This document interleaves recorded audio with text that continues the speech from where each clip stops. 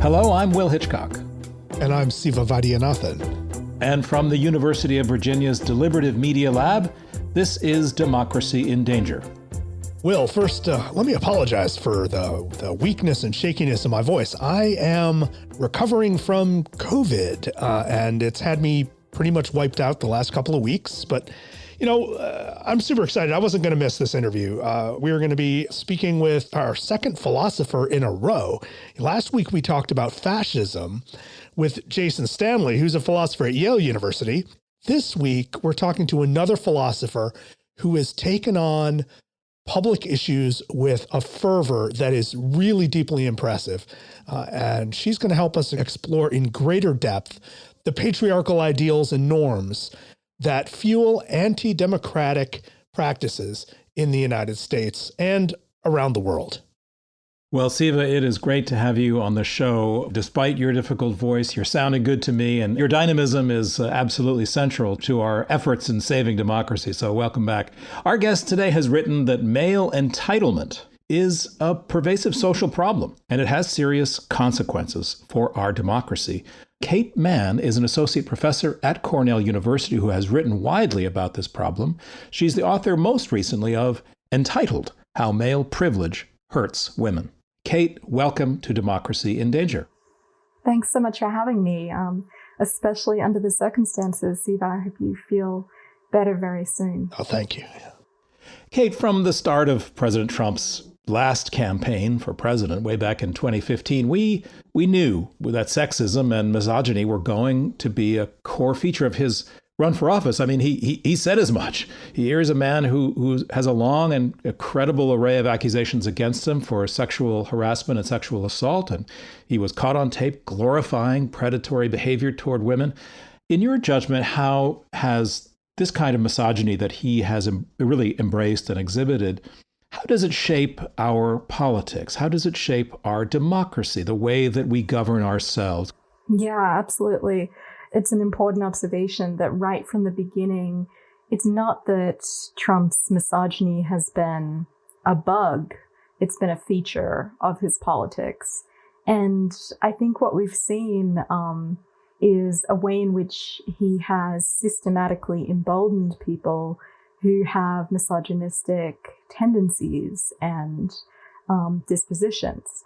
I mean, we can trace this back to kind of notorious moments now where he said to Megyn Kelly, or of Megyn Kelly, after she questioned him over his record with women, and he said that she had blood coming out of her eyes and her wherever, thereby kind of coining a euphemism for the vagina via, I think, primarily word-finding difficulties on Trump's part. But ever since then, there's been a way in which he has kind of unleashed a misogynistic American id. Kate, your work suggests that our political discourse is infused with gender-coded language, and some issues, for instance, healthcare and education and climate change, often get coded as feminine issues, while issues such as law and order, militarism, foreign policy are coded male. How did we get to that point? And what are the consequences? I think that's really the important question. What are the consequences for this sort of gendered coding in policy, and how does it affect how we choose to govern ourselves? I think there's something afoot with American politics that goes well beyond Trump's, peculiar and particular reign and kind of extends to the GOP in general. And that's a kind of systematic valorization of anything masculine coded. So when it comes to things like waging war, protecting borders, protecting so-called gun rights, and also policing people, locking people up, all of these highly masculine coded activities and practices are seen as the proper province of the government. So we have all these, anti-abortion forms of policing which are part of this. And at the same time, this devaluation of any feminine coded activity that the state might have otherwise pursued. Things like caring for people's health, especially in a pandemic. The Affordable Care Act and the kind of the war on the Affordable Care Act is one example, but also a failure to do anything like a sufficient amount to control the pandemic, a failure to protect and care for our environment and the environment that will be enjoyed or not by future generations, and things like education, and for that matter, food systems. Anything that is kind of perceived as women's work ends up being something which is perceived as not the proper province of this, what I think of as this macho state. Kate, you, in your latest book, coined the term himpathy, and it really puts your finger right on a phenomenon that we are all familiar with, but you've crystallized it down into one word, this one word, himpathy. And I guess it's a combination of empathy and him. Mm-hmm. And it's a really useful term these days.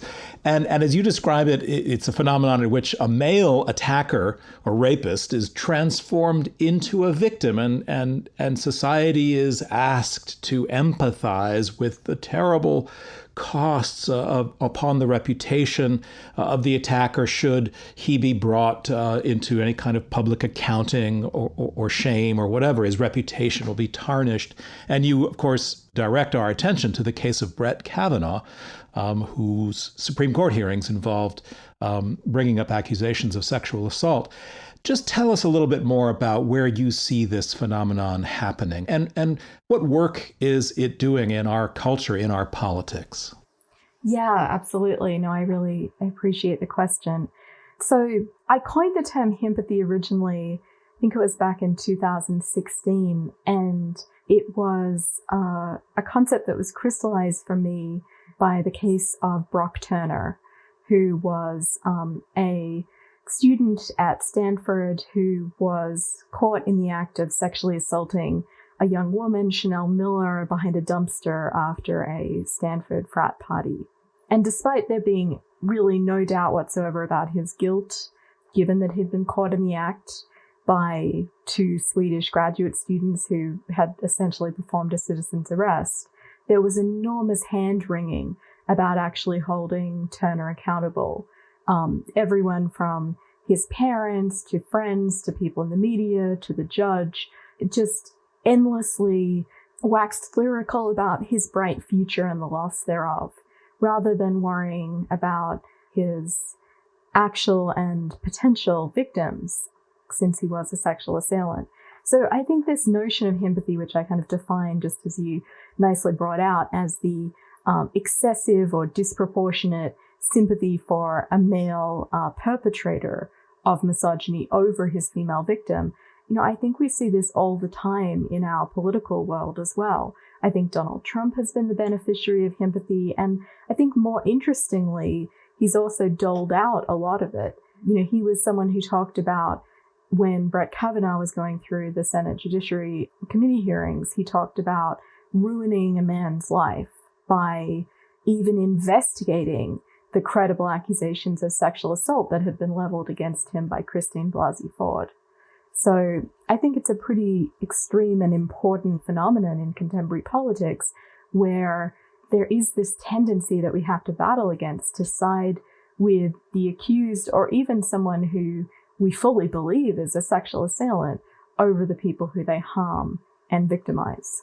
Can I just follow up with that, because it's such an important point for our political sphere. So accountability is supposed to be the bedrock of democracy in many ways. The voters hold a person accountable for his or her actions. And what you're saying is that himpathy has turned the whole thing on its head, that in a sense, it's a strategy for avoiding accountability. You can always say, I'm the victim here. And this seems to have sort of eroded any sense of boundaries or norms.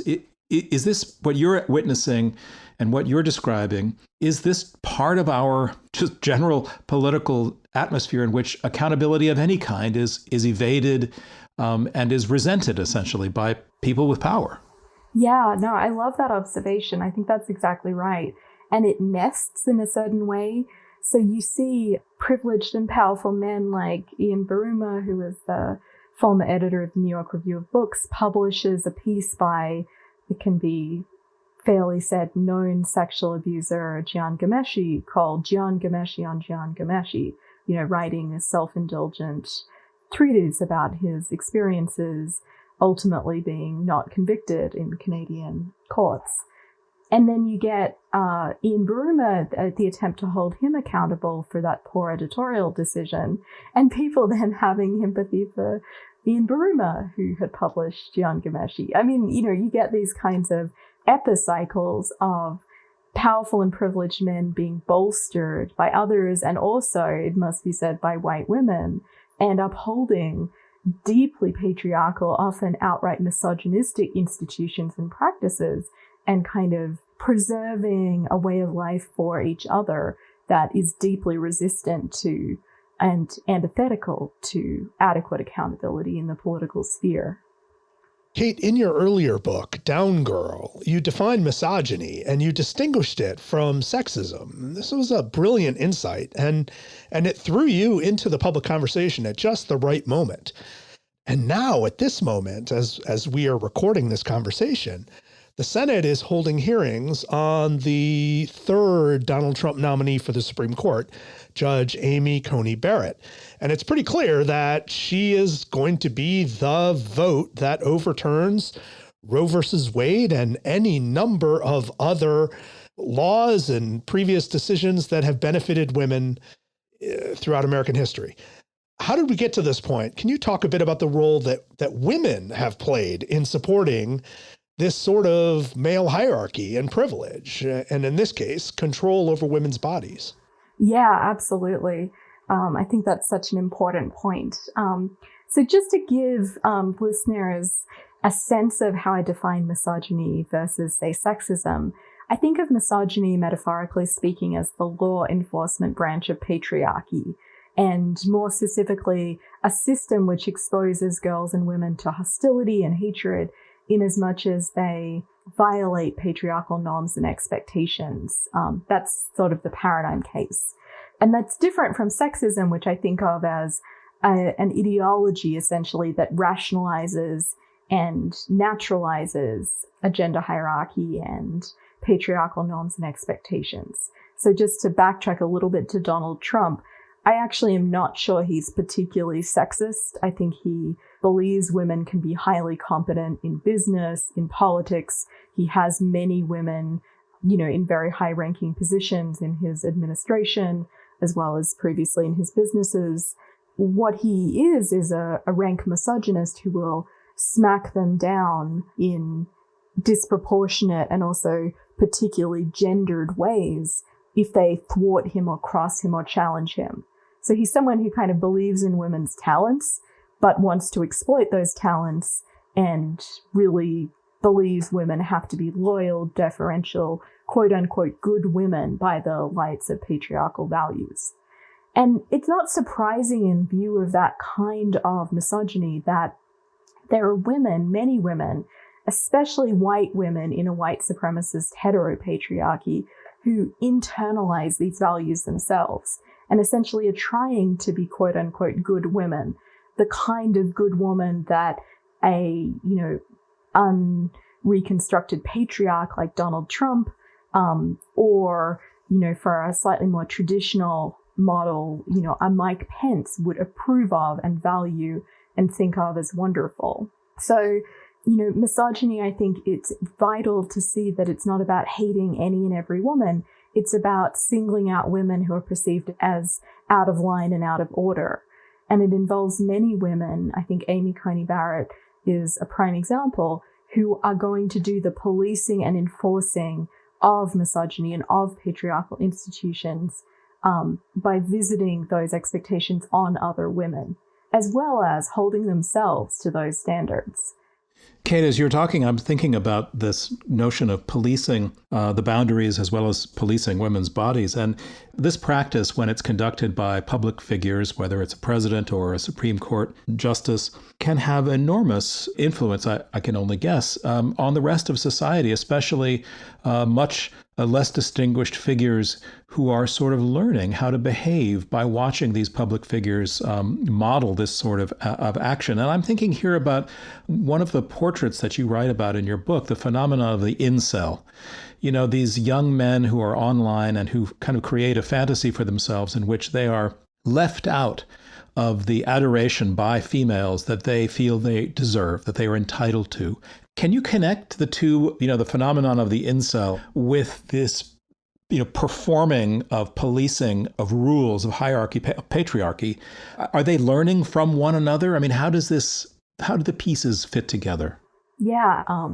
Incels, or for listeners who don't know that term, involuntary celibates. These are usually youngish, invariably heterosexual men who feel they're entitled to women's care, admiration, and sexual favors. And, they don't just feel disappointed that they've been lonely in life or would like a girlfriend or whatever, which is, a perfectly normal and understandable human emotion. It's rather that they feel they're being deprived of something that they're owed, something they have a right to. And that manifests itself in phenomena like Elliot Rodger, who ended up killing 6 people. This was in 2014, May 23rd, 2014, in Isla Vista, California, out of a sense that he had to seek revenge on both the, quote, hot blonde sluts who had refused to have sex with him, something he was owed, and also on the supposedly alpha men who he perceived as kind of besting him in an intramasculine hierarchy. It is, if you like, a kind of moral order that deems men, most notably powerful and privileged men, entitled to reproductive, caregiving, domestic and childbearing labor, as well as sex, and that, sadly, women often buy into. So, Kate, in the book, you deploy the term gaslighting quite effectively.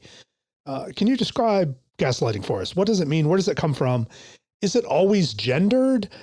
And what do people mean when they say that Donald Trump is gaslighting America?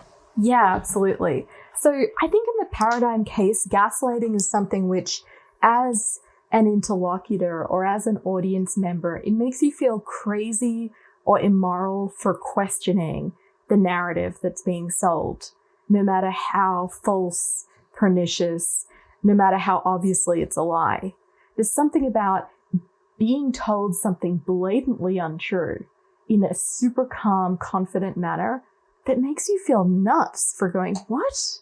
Like, it's contrary to the norms of communication that a lie should be that kind of stark and bold-faced. And so the dynamic, I think, is that you're meant to question yourself, and you're meant to feel like you're a bad or defective or irrational or hysterical person for tripping up on that lie and for not just swallowing it. Right. And it comes from a play from 1938, right? Yeah. An English play. It's such a good play. I really recommend those who haven't read it, read it. It's I think much subtler than the film that it was made into in the 40s, both a US and a UK version of the play. But the play is by Patrick Hamilton, written in 1938, and it's this chilling portrait of domestic terrorism, really. This husband who both chips away at his wife's sanity, but in a way, still more interestingly, makes her out to be a horrible person, a horrible, cruel person who's even gone so far as to hurt their beloved pet dog in ways that are designed to make her stop questioning him. It's pretty amazing to think that this play, which had tremendous influence in the 1940s, once it came out as a film, and it had Ingrid Bergman, it had Joseph Cotten, I mean, the biggest stars, and yet this really powerful description of ideology from gaslighting did not puncture our political consciousness until Donald Trump showed up. That's a pretty stunning thing, because if you look back before Donald Trump, there are hundreds of examples of the sort of misogynistic gaslighting where women's stories are turned into, well, how did it affect him? Why did it take so long? I think it's because it started to affect everyone and not just women. Because to go back and answer part of your earlier question, I think, it's not invariably a gendered dynamic. I mean, certainly women can gaslight other women, and I think occasionally women manage to gaslight men. It's more just, it's a paradigmatically gendered dynamic that is particularly weaponized by men against women in ways that are of a piece with being dominant and hierarchical and, just generally domineering. And what's really distinctive about Donald Trump is, yes, he's a misogynist, but he also extends a lot of his domineering dynamics to everyone around him. And that now means all of us, as, his unwilling audience. And I think, because women have so regularly, just as you point out, been gaslit, I'm thinking of, a paradigm case would be Anita Hill being dismissed as a little bit nutty and a little bit slutty. That's like just absolutely exactly what gaslighting aims to do, is depict the person involved, whether to them or of them, whether second personally or third personally, as bad and mad for saying something that goes against the kind of the general line people want you to take, which is Clarence Thomas is fine, in her case. And, now we see both these kinds of dynamics playing out in a much more general way, which encourages us to name it. And there's also a sense in which once it's named, it's so much easier to capture in your palm, because another aspect of gaslighting is it resists its own naming. Because if gaslighting is about being resistant to questioning and challenge, then to call it out is just another form of the very thing that gaslighting forbids. Mm. A subset of gaslighting, I guess, is the allegation that a critic of Trump is suffering from Trump derangement syndrome. And that's another way in which the nature of an imbalance of power is made explicit. I mean, who hasn't felt some degree of Trump derangement syndrome? Right. But suddenly you feel that you're instructed that you're obviously crazy for doubting Trump's version of reality, which is exactly what gaslighting is supposed to do, is to make you feel like you're the problem. Exactly. And I mean, even saying fake news is another very gaslighting move, because what gaslighters tend to have in their arsenal is a range of ways of getting kind of instant dominance over the narrative, instant dismissal of counter narratives. And they'll have all these quick, short, sharp jabs, which prevent anyone around them from challenging what they have to say, or what they, in a way, don't even believe, but command you to adopt as the story, their story, upon, which always makes out that they're great and wonderful and, and a good person. Okay, let me pull back to the contemporary moment that we're in. We're at the very end of a presidential election cycle. Well, at least we think we're at the end of it. Who knows? Maybe it'll go on forever.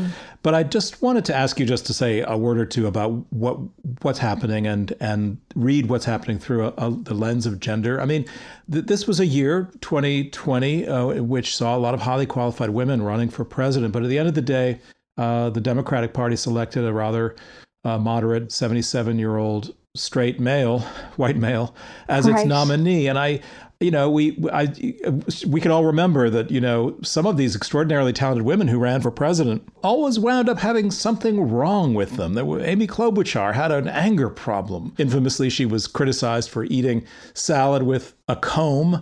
Kirsten Gillibrand caught flack because she was too critical of Senator Al Franken and compelled his resignation because he'd been caught molesting a colleague.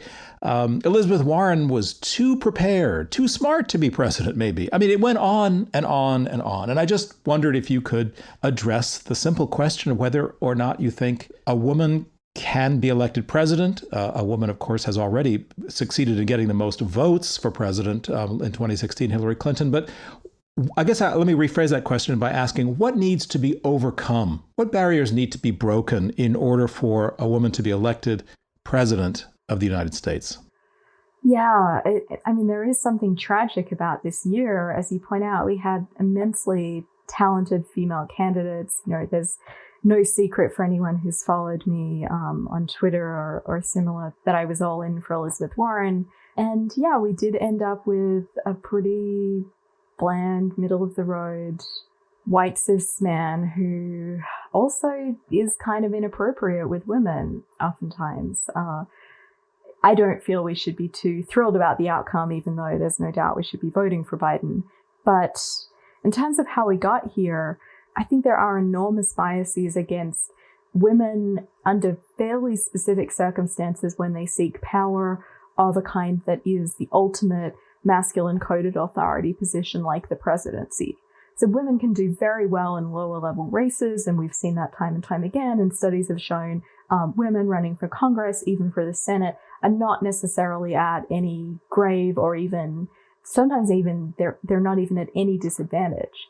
But when running for the president, I think there are many empirical studies that show that when men and women go head to head for these kinds of masculine coded authority positions, roughly 85% of people will favor the man over the woman, will think that he is more competent unless there's unequivocal information given that they're equally competent, in which case he'll find her less likable. And I should say, I'm using he here, but women as well as men share these biases. And so until there's a kind of widespread awareness of these biases and, equally importantly, a commitment to give them up rather than just sort of shrugging our shoulders and calling a woman unelectable as if the fault lies in her and not with us as voters, I think it's going to be tremendously hard to have a woman president, especially a woman Democratic president, because as we're seeing, women can be more acceptable on the right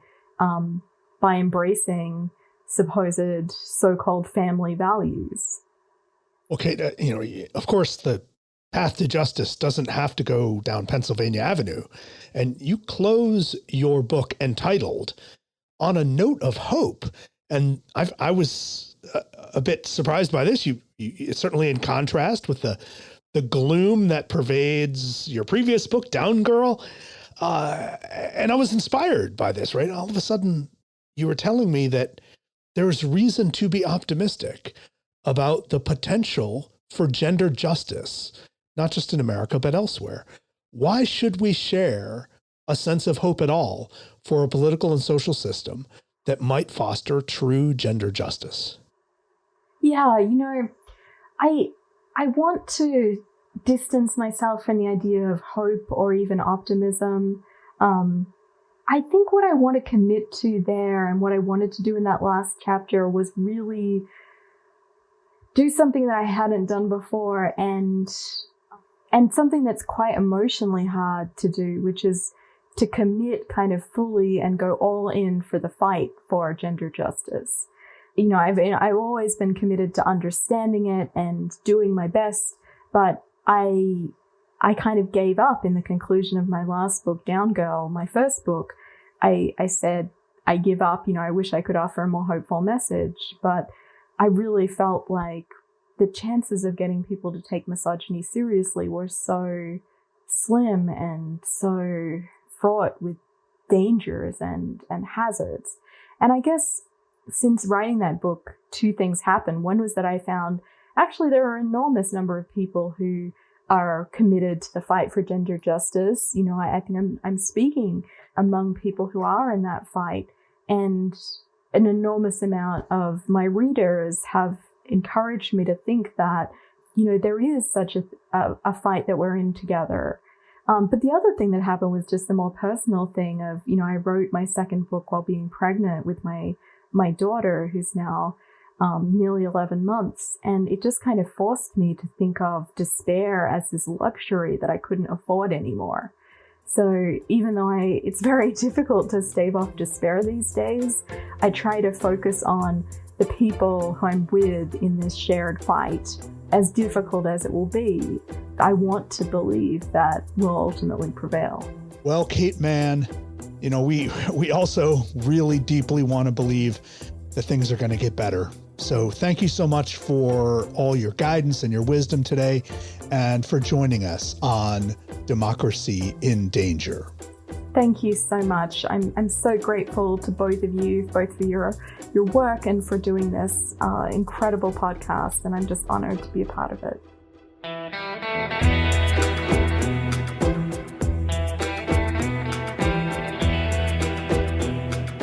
Well, that was a really, I think, important conversation that we had with Kate.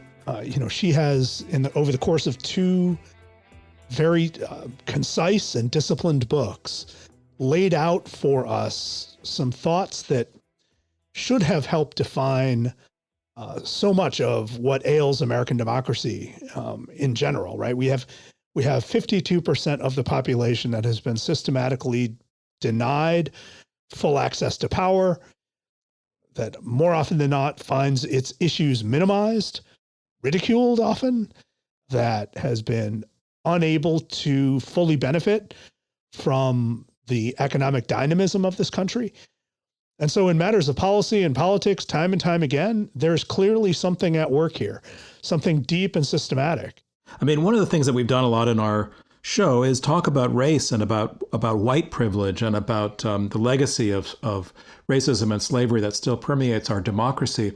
But I think today I feel as if I've opened up a door on a absolutely central perspective about our politics, which is the role that male entitlement plays. I mean, that's the title of her book, Entitled.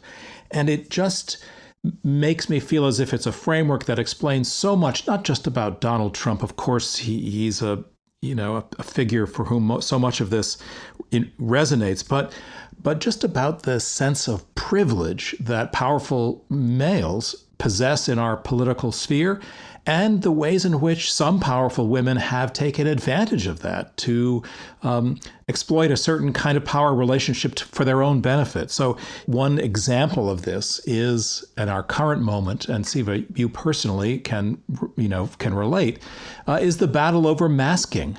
And, I should be entitled to go in public without a mask because that's who I am. As if, we don't have an obligation towards others. We have only entitlements for ourselves. And if we don't deal with that problem, we're going to have a very difficult time keeping our civil society together. And of course, we see time and time again that it is men who most often and most vocally resist that we take care of each other as a community, that we not spread this disease farther than we need to. There's just something deeply wrong with what we train men to expect. I think that Kate Mann's work gives us a chance to rethink what we have allowed men to assume. And hopefully we can reset and address some of these imbalances of power quite urgently. There has to be something deeper. There has to be something more systematic and more theoretical that we have to address.